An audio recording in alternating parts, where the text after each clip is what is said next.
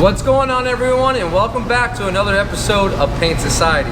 Right here we have a little bit of a tricky repair within the paint, but I think if you come along we might be able to do this together, so we'll see. So let's get this car pulled in a booth and I'll talk to you about exactly what's going on with this right here.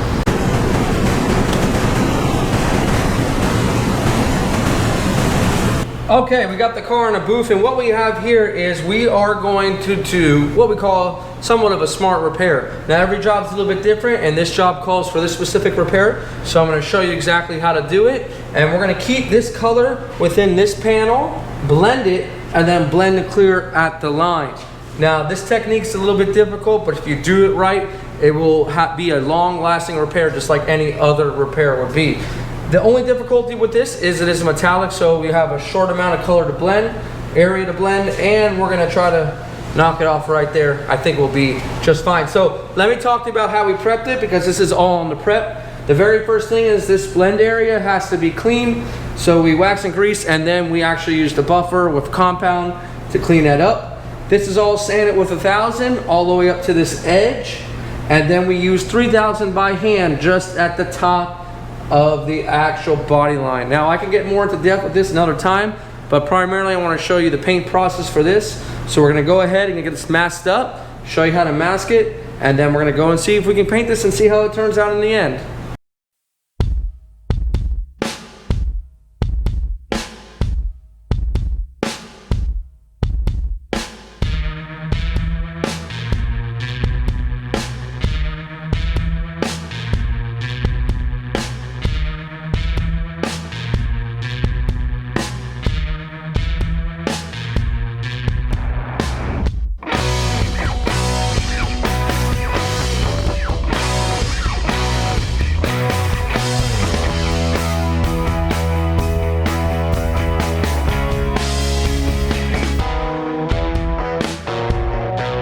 So pretty much what I did is I'll kind of untape it for you.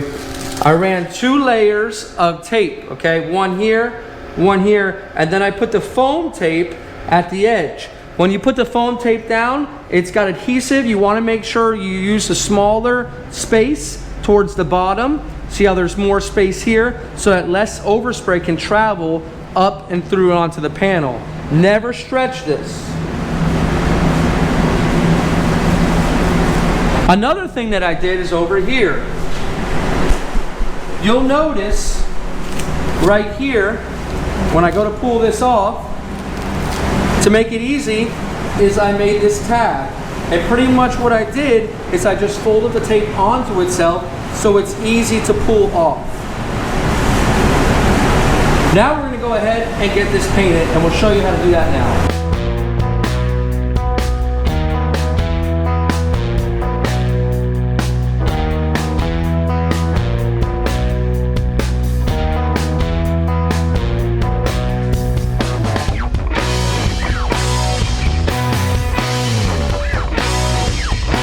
Okay, so we're ready to go into the booth, but before we go into the booth, I need a couple things.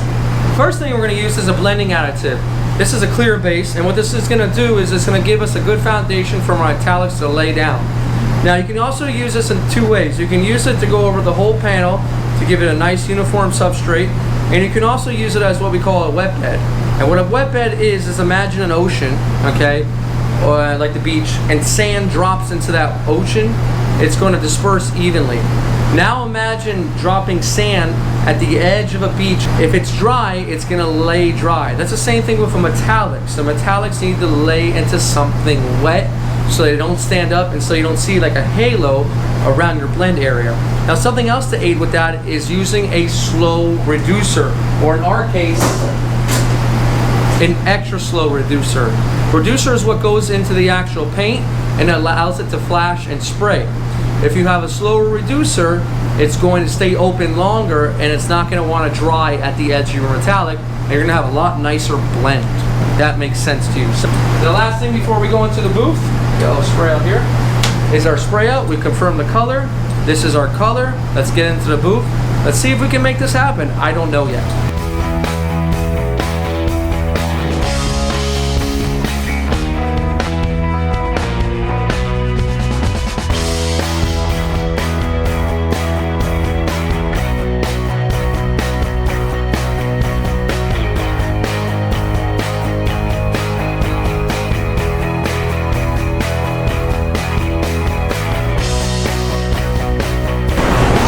so you saw me put that first coat down.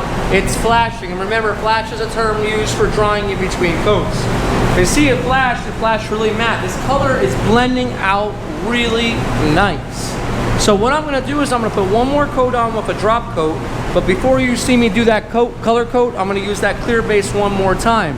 Now, I want you guys to pay attention to how I spray it. I wanna keep it away from the door because we don't know if that color matches or not.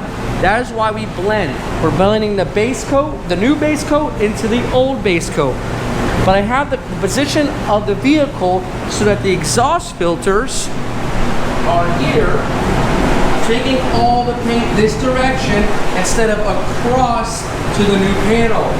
That is very important because you don't want that overspray traveling over the clear coat that we don't want any base on.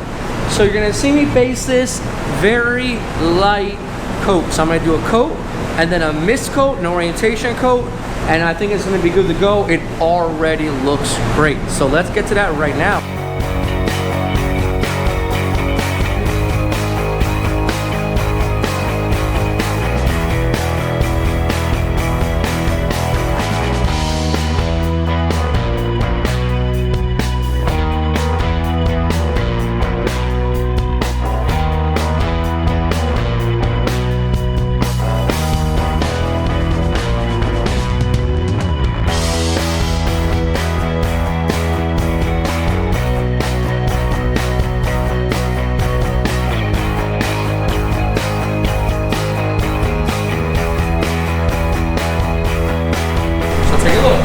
It looks like the original paint on this side is here. So that means that this whole blend is going to be perfect. I try to keep it this way, and so that's why you saw me spraying this way, keep it away from that door. Now, the second blend is blending the clear coat up here. Remember, this is all clear coat that's scuffed all the way into this area. Now I'm going to show you. Okay, so in order to do that, we kind of need to think about what kind of guns we need to use.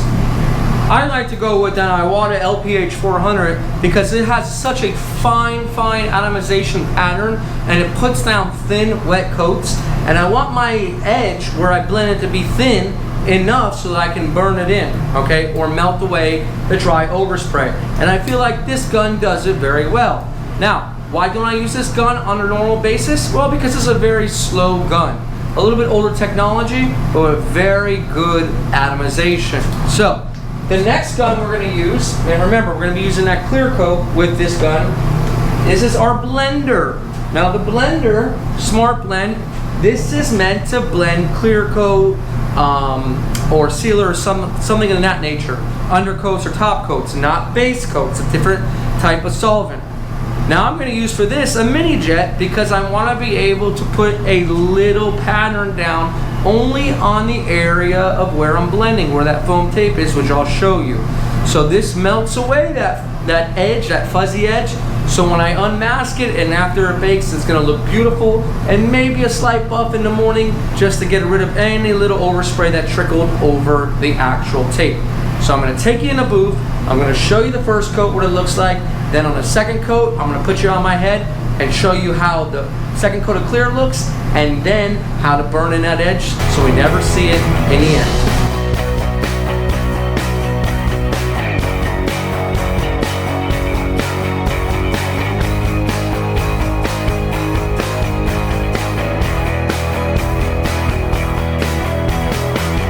Okay, on that first coat, you might have noticed, I didn't take it to the edge here, and I didn't take it to the edge here. I don't want that buildup of paint all the way to my line up top. So my second coat of clear in just a moment is gonna be all the way overlapping this blue tape completely and coming all the way to the edge to finish the panel. I'm gonna show you that right now.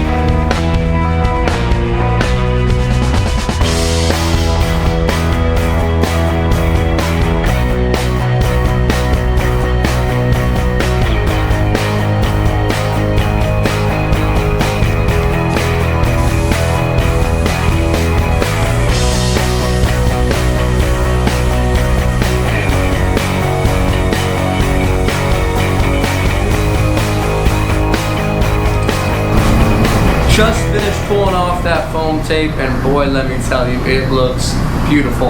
Really happy with the way this one turned out. I'll show you here in just a moment to end this video. If I can give you any sort of advice, guys, when I walk into that booth, every single time I walk in with complete confidence.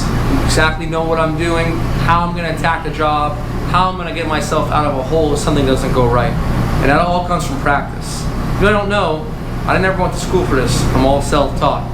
Took me a long time, a lot of money and materials. What I taught myself, that's how I got to where I am today, and I want to share that experience with you all. So, don't forget to subscribe, like, comment, all that good stuff. Don't forget to check out Accurate Painter page, because I still am Accurate Painter, but representing Paint Society here on YouTube. Check it out. See you guys on the next one.